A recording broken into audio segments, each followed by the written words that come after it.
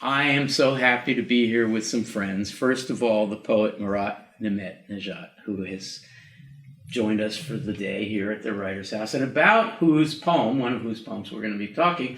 And then there's Henry Steinberg. Hi. Hello, Henry. And then there's Chantine, Akiyama poet. Hello. Great to see you. Good to be here. And Sophia DuRose. Hi. So we're going to talk about a poem by Murat, and it's from this book, The Spiritual Life of Replicants. And it is sort of a standalone poem, and it is sort of right in the middle of this book-length poem series. And we're going to treat it like a separate piece, if you'll forgive us, Proof of Memory. But it comes from this book, highly recommend, Talisman House. So, Murat, would you be willing to read the poem, and then Henry start us off and say whatever you want about the poem?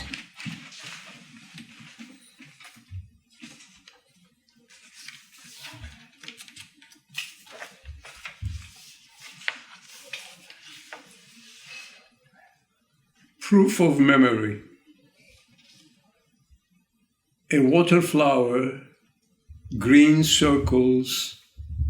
If you lift it, it will fall all limp. But in water, silent wires. Fish stroll among them, poke their nose. Green turtle doves with wings. Once as a kid, our tent by the water, we camped for fish, a dry walk, and I was sent to catch fish with my bare hands. My foot white in water, the seaweeds lolled at my feet. I dove, but the fish that darted was so big at my nose. I ran back as I saw its small tail whip away. I told my story. They laughed at me all night long. Henry, what's the first thing you're thinking of? First thing I'm thinking of is perspective and this sort of how we, I guess, remember things, thinking of proof of memory, but specifically the large fish very up close that as soon as you run away from it gets smaller, and distance and memory and how we sort of process these images through time. Wonderful start. Chantine, where do we go from there? Something that I was noticing, and to kind of, sorry to zoom into the micro, was the use of these words that kind of toggle between noun and verbs, like flower, circles, wires. And it almost feels like the meaning vibrating between the noun and verb gives that impression of objects shimmering in water and the shimmering instability of memory, which is what this poem's about. So I thought that was interesting. Sophia, I was sent to catch fish.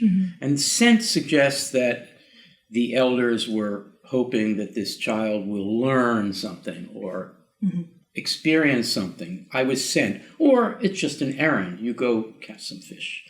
So can you give us a sense of that? What is learned? And what's the relationship? This is the big question, I guess. You're getting all the big. What is the relationship between a story that gets to be told by a poet, a person who turns out to be a poet and therefore telling stories? This is a story that turns on once, not quite halfway through the poem, once as in Once Upon a Time. So a storyteller has created a poem based on an incident of instruction, youthful instruction, that turns into a story that gets laughed at. Tell us a little bit about how that works. Well, I guess when I read, and I was sent to catch fish, I think of, I told my story, they laughed at me all night long. And I think, like, what is the relationship between this laughter and this errand? And did the people who send the speakers know it was impossible to catch these fish? Like, was it a futile... Did they know it would be hard for the child? Like, was it a futile attempt to get the speaker just to, like, have an experience as opposed to actually gain something? Before I turn to Murat, a follow-up question for you. I was sent to catch fish with my bare hands. Now, that probably means I was told, go catch a fish, do not use any tools or fishing rod or whatever. You have to do it this way. Or I was sent to catch fish, and I did it with my bare hands. One of those things. And they're different, aren't they? Yes. Well, the intention would be different. What is it? I mean, you've probably not had this experience. Catching fish? Of telling a child to go. I mean, catching fish with bare hands, it's like, that's a useless activity. Oh, yeah, it's futile, except unless you... Doomed to fail. Well, the actual, probably actually getting the fish is the futile aspect of it, but, trying to get the fish wouldn't be futile if it gives you an experience like this. Murat, there's an encounter. The encounter of the fish, and the boy. Yeah, I mean, to me,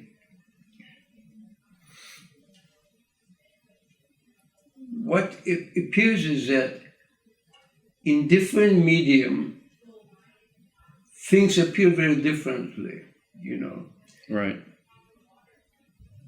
The way they appear in water and suddenly they become very small when they come out, And this kind of instability, which you refer to, really, what is being remembered, that, and the title is Proof of Memory. What are you proving, really? Kind of, what exactly is being proved? Can I ask you that question? What's being proved?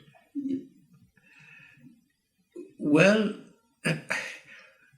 to me, what is being proved, a picture full of holes. Things that you cannot explain, A flower that you can't lift up. Kind of essentially, really.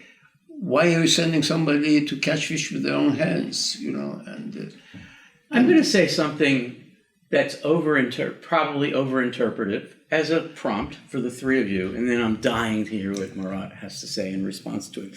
I'm going to say that, I use the phrase doomed to fail. I'm going to say that the doomed to fail encounter with catching fish, and a first-time experience, it seems, a rookie experience, seems to be analogous, first to the failure to tell the story well, causing laughter in the audience, but also, since we know this is a first-person speaker, we know that this person has become later the poet, the writer, who is now looking back on the memory. You almost want to say portrait of the poet as a young boy. And this is the fish that got away, right? And so, Henry, writing is always going to be the fish that got away. Yeah, I mean, it's an attempt to... You're saying yes, but you get to go last. Well, I think it's Did I do okay? I am keeping mum. You okay? It's an attempt to capture something that can't be captured. Which is what poetry is. You're creating an after effects, a side effect of the actual thing. It's never the thing itself. It's a imperfect recreation of the thing. The fish doesn't matter. The memory matters, and therefore the writing. Well, yeah, and with this in particular, if you're being sent to catch fish, does it matter if it was being sent with your bare hands or not? The memory is of doing it that way. So if there was meant to be a lesson learned in that, the thing that is remembered is the laughter at the end. It's that failure. It's that sort of fumbling. It doesn't necessarily matter what was meant then. Rather, it's what is meant now. Love it. Chantine, this child is an apprentice to writing. I mean, seems to be, or telling, or storytelling. Storytelling. This is making me think of something my professor Brenda Shaughnessy has been saying all semester, is that poetry is so immaterial. She's like, you can just scratch at this page and the words will be gone.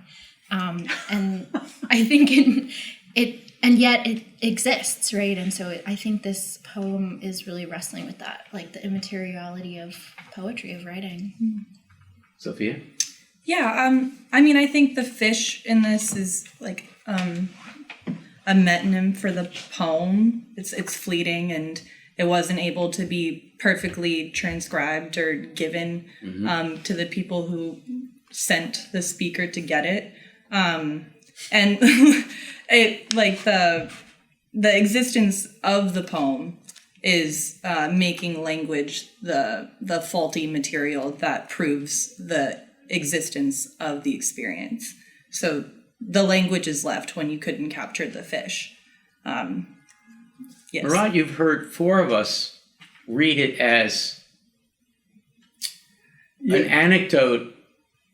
Sorry, anecdote's the wrong word, but an important memory, formative memory that when one looks back upon it as a writer, one sees the fabulous, illusory nature of the story. Yeah, I think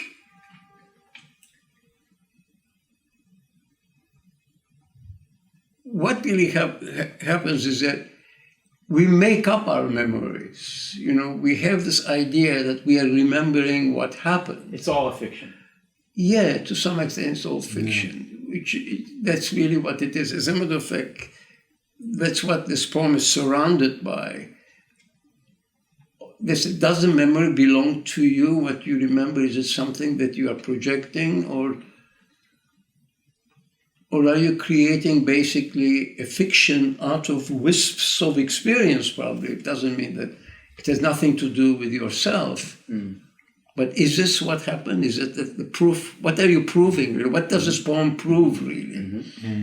I'm very excited about the question I'm about to ask. If the poem ended after the word wings, Which one? if it ended before once as a kid, if it ended before the story got told, Yeah. it would be in one way a very different poem. It would be an imagistic poem. It would be a pretty great poem of observation. It would almost have a relationship to the radical condensation of, let's say, Japanese or East Asian poetry, particularly if there's a turtle there, because there's always a turtle or a frog in a haiku or whatever. And then it does a story once. But I would love for you to read the poem up to once and then have these 3 friends here respond to it as such before the story, and to see if we can say the same thing about the poem before the story that we said about the poem with the story. Bear with me, tolerate me, I'm excited. Murat, would you read the first part of it? A water flower, green circles. If you lift it, it will fall all limp, but in water, silent wires. Fish stroll among them, poke their nose, green turtle doves with wings. Henry, what do you do with that if you didn't have the rest of it? I mean, I think it's if I don't have that and I still have the title. Are we giving him the title? I think that's important. Yeah, we're giving him the title. Just because I think then it's still about, it's more about impressions as proof of memory, sort of remembering the, parts of the image, fractured, exploded. I mean, we just came from a conversation where you use the word prismatic, and it's that kind of seeing little glimpses of the past reflected in water, in bits of mirror, in things, and just, I think that you do sort of get the same thing, though it's without the same I that's present later, that I that is the lowercase I on a single line. And I think that, I don't know, I really love it. I mean, it's beautiful. I really love specifically if you lift it, it will fall all limp, but in water, silent wires. Chantine? Yeah. Sorry. Yeah, I feel similarly. I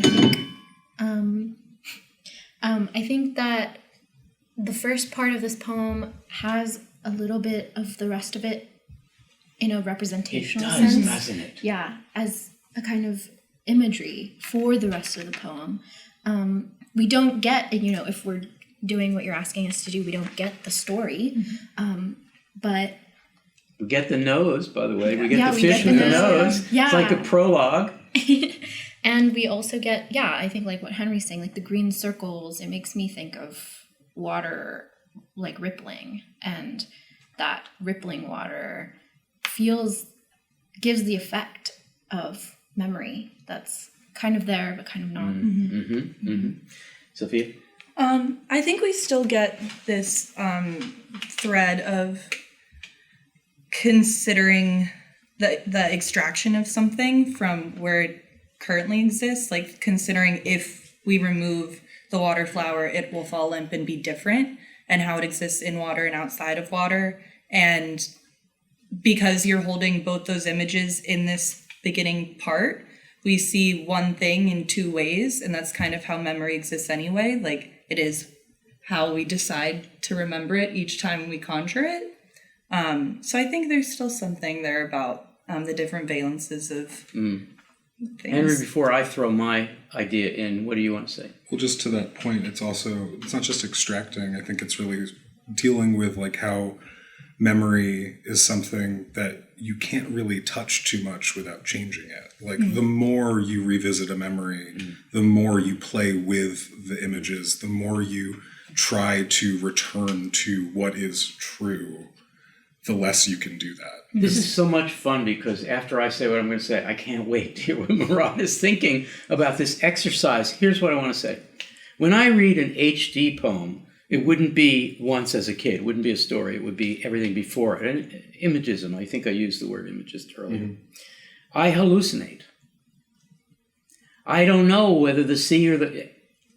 Half of the HD poems of the early part of her career were all about that weird liminal space between sea and land. You have no idea whether we're amphibious or whether everything is different, but everything partakes of both.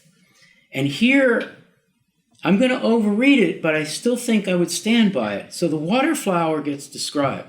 And it turns out that if you lift the water flower, so you have to have some agency to take it out of its place, out of its home.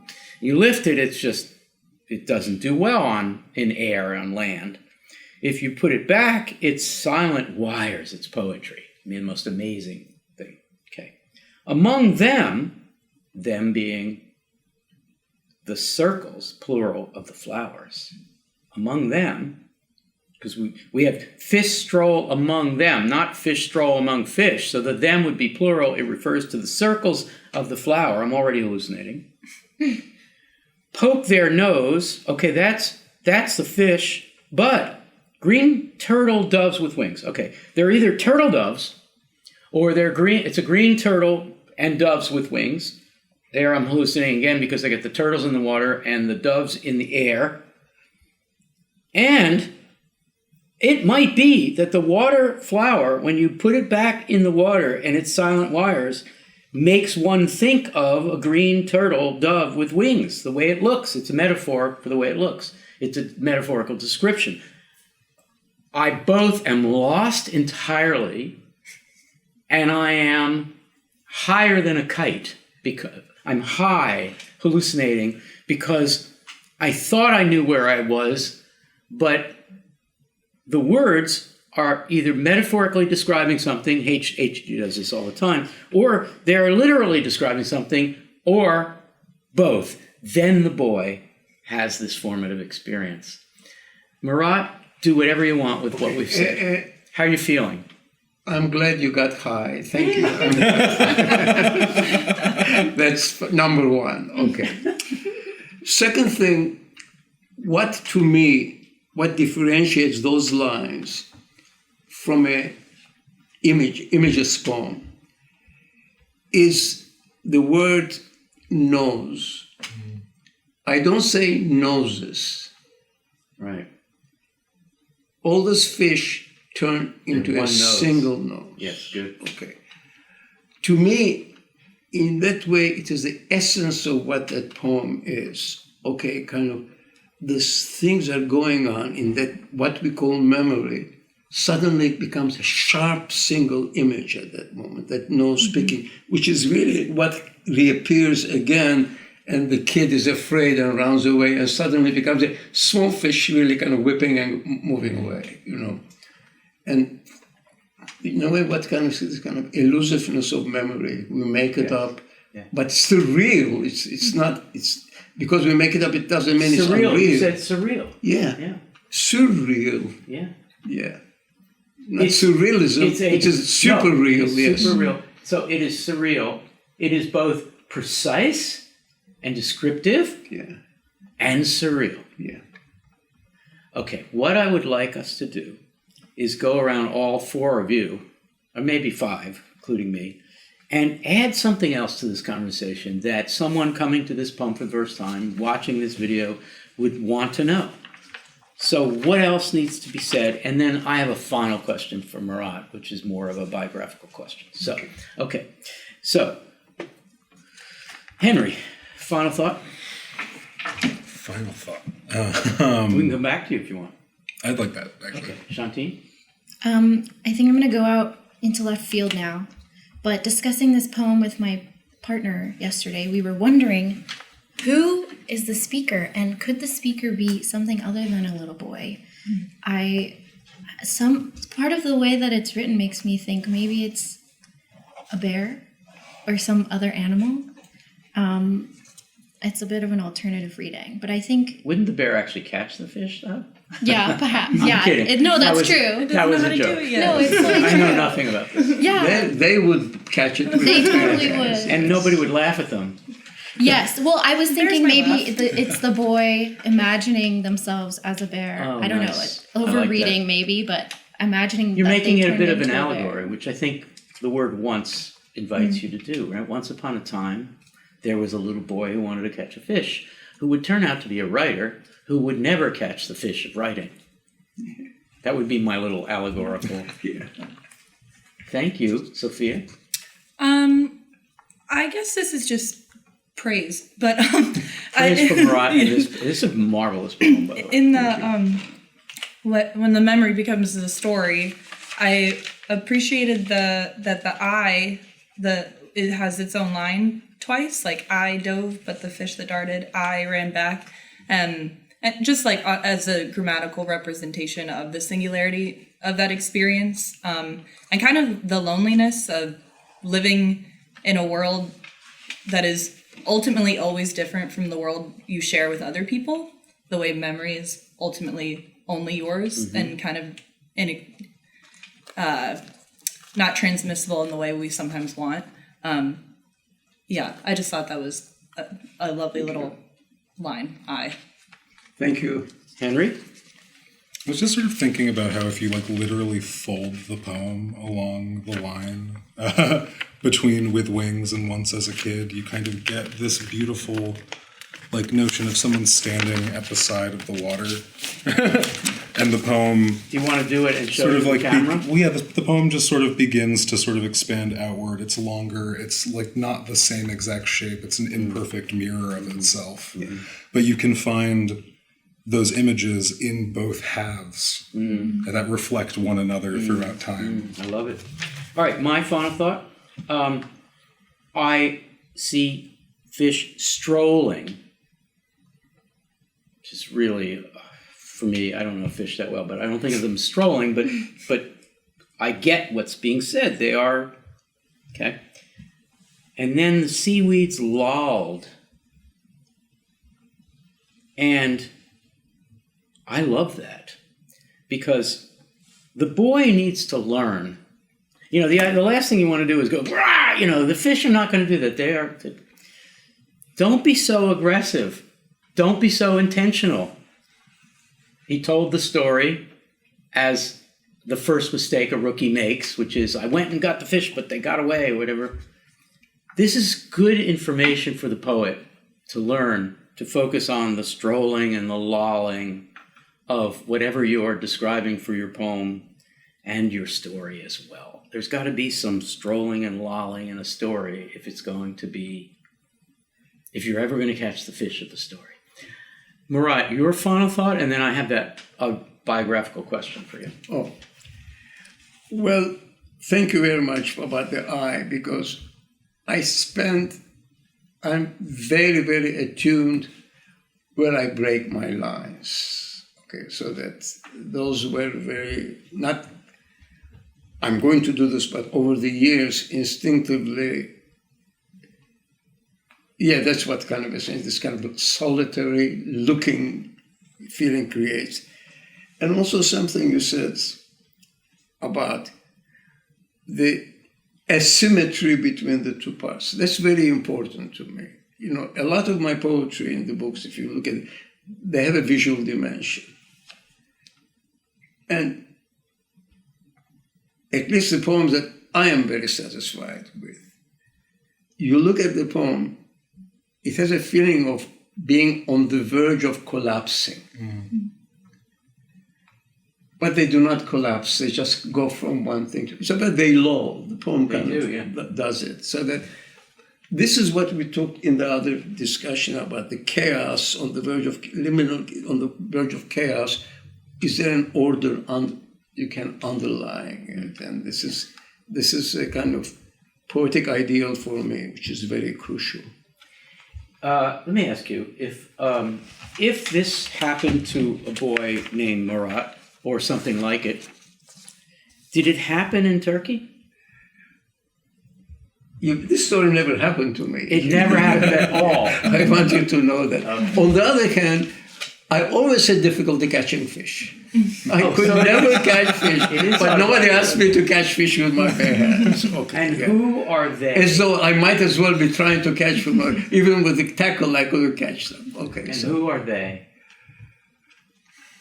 I don't know. The whole elders, the world. community, the people who are your audience for your storytelling. You know, when you do things like a kid like this, grown up begin to kid you and laugh at you. Perhaps they think it's very nice they are doing it, whereas it's very cruel from the child's eye. Well, Murat, we are not laughing at you for telling the story. You are laughing with me. Yes, we are smiling and taking pleasure and enjoying. And I'm basking in its glow. I'm so glad. Murat Nemet-Nejat, the book from which this poem is taken is The Spiritual Life of Replicants. The poem again is Proof of Memory. Henry, thank you. Chantine, Sophia, and Murat, thank you so much. I think we should put our hands together for Murat. Thank you so much. Thank you.